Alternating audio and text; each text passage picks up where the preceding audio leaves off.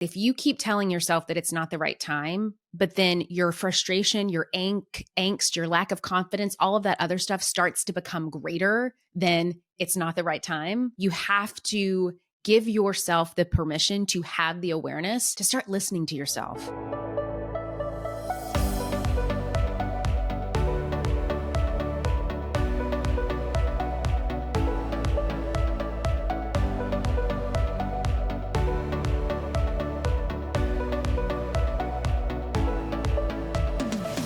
Hello, my friends, and welcome back to another episode of the Influencer Podcast. Today, we are going to be talking about something that I think a lot of online entrepreneurs, content creators, coaches grapple with. And it is this question, if you will, of, is it too late to build a successful online brand and consistently make money from it compared to the earlier pioneers? And it's a good question and it's a juicy one, and I've got a lot to share here. So with this question today, we are going to be exploring really this evolving digital landscape and all of the untapped opportunities that are still there, and how you can actually more than succeed in today's dynamic environment.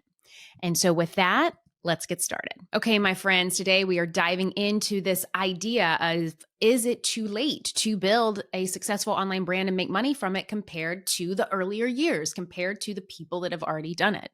So I first want to start by looking back at the evolution of online entrepreneurship, right? While early adopters did have a head start, and even the ones before me. And to kind of remind you, if you don't know, I kind of got into the online space in 2016. And I even remember thinking back then, like, am I too late? And so I think that it's always just a common fact to know that the people that came before you, no matter if you started today or back in 2016 when I started, or back in 2008, while early adopters do have a little bit of a head start, I feel like that the online space and the growth continues to create new avenues for success. And I'll give you an example. Social media platforms. Back in 2008, Instagram didn't even exist. Facebook looked way different than it does now.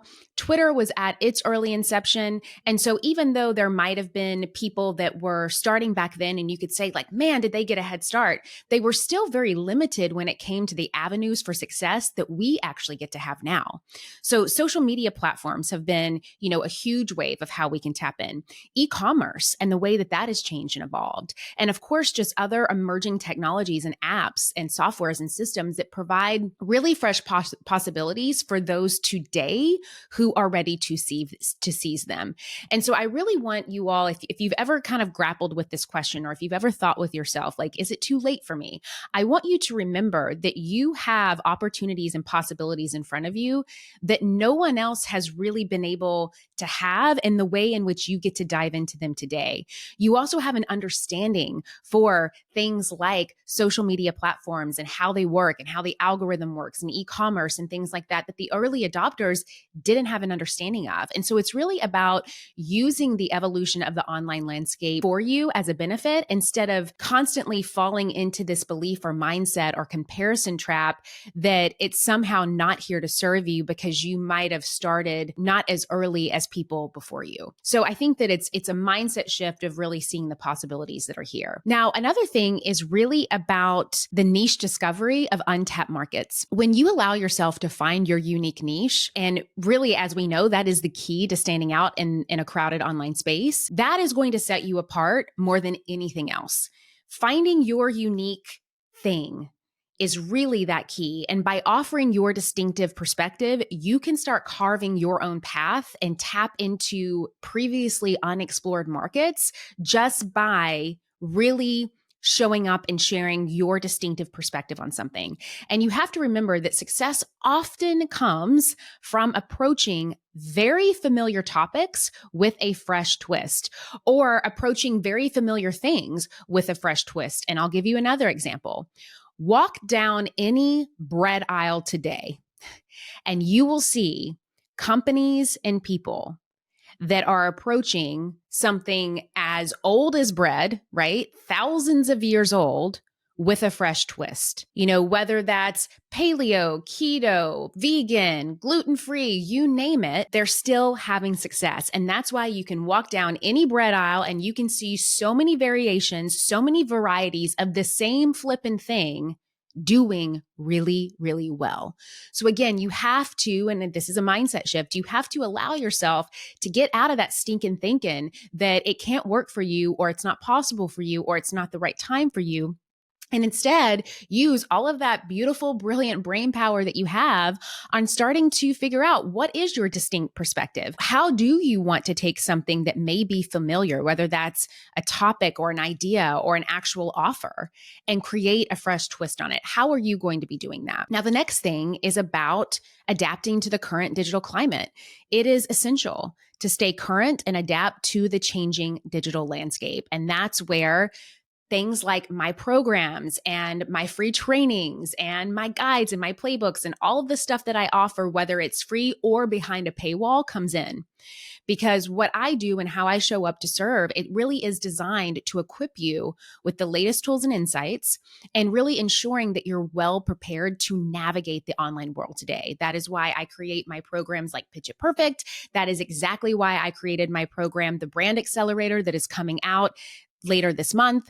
And so you have to remember that countless success stories continue to emerge, proving that it's never too late for you to embark on your journey. So some quick kind of tips, if you will. The first thing that I want to remind you of is to embrace change. Just do not be afraid to adapt and learn a new skill set as this landscape evolves. Do not be afraid to ask yourself, what new can I learn here? How can I approach this differently? Maybe there's a concept or a thought process or some idea that I may not be looking at in the way that I could. And what kind of support or helps or tips could I start calling in to my life and business to help me embrace that change more? The other thing is about knowing how to research trends effectively, staying informed about the latest trends and technologies, and to really identify emerging opportunities. And I know that a lot of you have a hard time with this. You're like, I don't know what to research. I don't know where to go, which again is why in my new course, the Brand Accelerator, that I'm going to be sharing more about later this month, I dive deep into a lot of this. I know how overwhelming it can be, but I also know how important it is. And so how are we actually looking for insights and trends and data that actually serve us and help us starting to embrace that change more? And how can we use that to our benefit? And so if you haven't gotten the support in that, I want you, again, just to start thinking bigger about how the data, the trends, and the insights can work for you, instead of always kind of thinking like it's this negative thing, like the algorithm is this negative thing and I can't figure it out. Well, what can you focus on? What can you figure out? And then, of course, it's really about, I think, emphasizing your uniqueness. Your individuality is your strength. No one else has it but you. And the more that you allow yourself to leverage it, to create a standout online presence, the more success that you're going to see. And this just goes back to my analogy that I used earlier about the bread aisle. Everybody and their dog could be making bread, but how are you making it? How are you making it in terms of the way it tastes, the ingredients that are in it, the packaging, the name, the logo, the look, the feel, how you message it, how you market it, what's the story behind your desire and your passion for wanting to create that bread? That is what is going to make you stand out. It's not the bread. It's the uniqueness. It's the individuality that comes together with the initial idea that you have in the first place. And so those are some quick tips that I want to share with you. And I also want to dive in before we wrap up today about this other idea that comes from this thought process of, is it too late for me? And if you're saying, okay, Julie, so I get it. I get that it may not be too late for me to build a successful online brand and make money from it compared to maybe the people that came before me. But how do I know if it's the right time? I'm busy. I'm a mom. I've got a full-time job. This fall season is always crazy with the kids' schedule. I don't really think this is the right time. And so I get this question a lot. People keep pushing off their dreams. They keep pushing off their passions. They keep pushing off what they're really wanting to do because they keep telling themselves it's not the right time. And so I want to walk you through really quickly that if you've ever also kind of come across this, to really start giving you signs, if you will. These are a few signs that I have experienced in my own growth journey that I knew it was the right time. Even if I was telling myself it wasn't, these are the signs that came up for me that told me, okay, maybe it is the right time and maybe I need to stop resisting it. The first sign is that, and this is for my own life and for you too, if your business or your job frustration, if you will, starts to leak into other parts of your life, you start feeling overwhelmed and you start feeling scattered beyond what I call the norm, that is when you know that it is time to start investing in what it is that you want. Your business, your growth, a coach, a program, success, whatever that looks like for you. And the reason why is that irritability that you start having, that frustration, that angst that you start having, it starts to affect how you actually perform. It starts to affect how you show up. It starts to affect your confidence. It starts to affect your relationships. And it can start to get very dark and murky really fast. And so a lot of times you want to do something about it, but then you tell yourself, well, it's not the right time. And you start listing all of these reasons, right? All of these reasons why it's not the right time. And before you know it, a month has passed, 3 months has passed, a year has passed, and you're miserable. You're absolutely miserable. And you're burnt out and you're exhausted. And you start to think like, how did I get here? Like, I know that I'm smart. I know I'm freaking brilliant. I know that I'm sophisticated. I know that I want to do this and I have the passion for it, but it's like I keep running away from what I want instead of running to it. And I think that most of the women in my community that I work with say that their dissatisfaction with how they're showing up was kind of one thing, right? And like the excuses and, oh, it's not the right time. And maybe that kind of hurts a little bit, but it's fine. I can do it later. But once it started to affect everything else in their life, their home life, their belief systems, their abilities, they knew that it was time to seek outside guidance and support. And so that's what I think is like a really big telltale sign, is that if you keep telling yourself that it's not the right time, but then your frustration, your angst, your lack of confidence, all of that other stuff starts to become greater than it's not the right time, you have to give yourself the permission to have the awareness to start listening to yourself, start watching yourself, start hearing what you're saying in your brain to yourself day in and day out. And that will be a surefire way to help you know if it's the right time for you to go all in on what it is that you want to do. The other telltale sign, and this was huge for me when I first started, and I've talked to a lot of you actually very recently that have had this problem too. It's this idea where you seem to know how to make it work for other people, but when it comes to your own business, you lack a clear vision and you can't get the work done.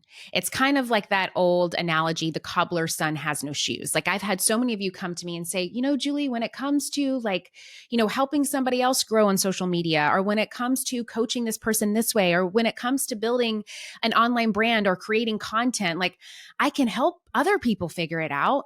But when it comes to me, like, I can't do it. I can't get it to work. And I think what really happens here, it's more about this feeling of uncertainty. It's more about this feeling of, what if I get it wrong? Or what if I'm not good enough? Or what if I do it, but I don't do it as well as her? And I think that idea and what ends up happening is that it keeps us in the analysis paralysis instead of putting us into action.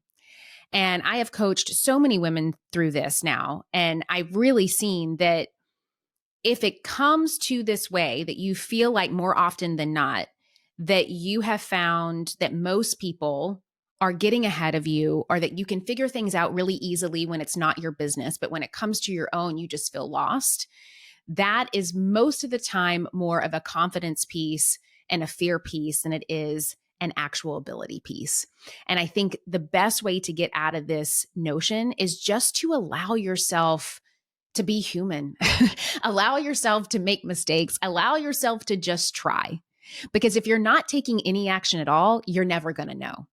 But if you allow yourself to test something out, to try something out, to make a mistake, then you're going to be able to find that out a lot quicker. And you can't do those things unless you give yourself the permission, the time to make it happen. So if you keep telling yourself that it's not the right time to XYZ, then you're never going to get out of the analysis paralysis. You're going to stay in that thought process instead of the action and the movement, and you're not going to actually start to deliver on what it is that you say that you want. So if you're somebody that is telling yourself right now, okay, I am able to seem to somehow make this work for other people, but I can't get it to work for me, that is a surefire sign that your time is now to start really making some different shifts, some different actions, from some different habits to get a new reality, which then lends to the next telltale sign that it is time for you now to go all in on what you want. And that is that your habits do not support your goals. I'm going to say that again. Your habits do not support your goals. So you may be clear on what your goals are. You may be clear on what you say you want. You may be clear on what you say is that dream vision, that dream outcome that you want to have, but you choose to continue to make very self-destructive or complacent decisions that keep you tied to the habits that don't support your goals. You keep going back to that old story that no longer serves you. You know, that story like, it's not the right time. I'll have to wait till the next season. Maybe once I pay off this thing, maybe once the kids graduate, maybe once this, maybe once I get all my stuff figured out, then I'll be ready. It's like, I know that you're going to help me figure out my brand, Julie, but maybe I need to figure out my brand first before I get ready. I cannot tell you how many times I've heard that. And it's just that old, crappy story that has the payoff of you not taking action because, again, you're scared, right? Like perhaps it allows you to continue to justify behaviors that aren't serving you. Perhaps it allows you to not take ownership over what you say it is that you want. Perhaps it allows you just to continue to stay small and not really show up because you're afraid. And I get it. That's common, right? But is the fear driving the ship or are you driving the ship? And this is where awareness and commitment has to come into play. Because if you're being really honest with yourself and you feel like you may lack a true commitment so far to really making your dreams a reality, that is a massive sign that the time is now to go all in. The time is now to get what you want. The time is now to hire the coach, invest in the course, finally dive into that system or that software that you've invested in. The time is now. And I get that sometimes our passions, our dreams, our visions may feel so big that it can actually become paralyzing. But that's even more of the reason why you need help. You need accountability in taking the small steps to reach the bigger goal. And you telling yourself that now is not the time is not getting you there. Like I've had plenty of students who have come to me with this problem that, it's this dream that they have, this desire that they have, but then actually how they're showing up day to day is not reflective of that. And it's very common. It leaves you feeling overwhelmed. It leaves you feeling in that analysis paralysis. It leaves you feeling like you don't know how to make it happen. But that's not true. It's just the fear. And all of these fears require really big mindset shifts that most people can do. They just need the know-how and the support in the process. And as a coach and as a creator of methods and processes, I help people clear blocks and reach different levels of personal confidence and commitment and growth that they haven't yet assessed. And I really kind of see myself as like a mindset shift ninja because so much of the bigger work is that. And if you can just allow yourself to just get through that assessing and decision of knowing why is it now. So instead of telling yourself now is not the right time, I want you to make a list of 15 reasons why now is the right time. And I want to see what comes up for you. That's going to be like your homework for today. Make a list of 15 reasons why now is the right time to hire the coach, buy the course, invest in the education, whatever that's going to be for you. Start the podcast and start there and root into that. Root into the feelings that come up when you're writing that list. Root into just the tangible action steps that need to happen. And you don't have to get overwhelmed, but this is just to show you the proof that your time is now. It's not tomorrow. It's not next week. It's not next month. It's now, because we don't have tomorrow. We don't have next week. We don't have next month. None of that is promised. We don't have the privilege to wait until soccer season is over, or the kids are older, or the AC unit is finally installed in the house, or the this or the that, because then by the time we wait for that, there's going to be a list of other things and a list of other things and a list of other things. And then before you know it, you wake up and you're 10 years older than you are right now. And you're going to look back at your life and say, what just happened? Where did my dreams go? Where did my passions go? Where did this idea, this desire that I have, where did it go? So don't do that to yourself.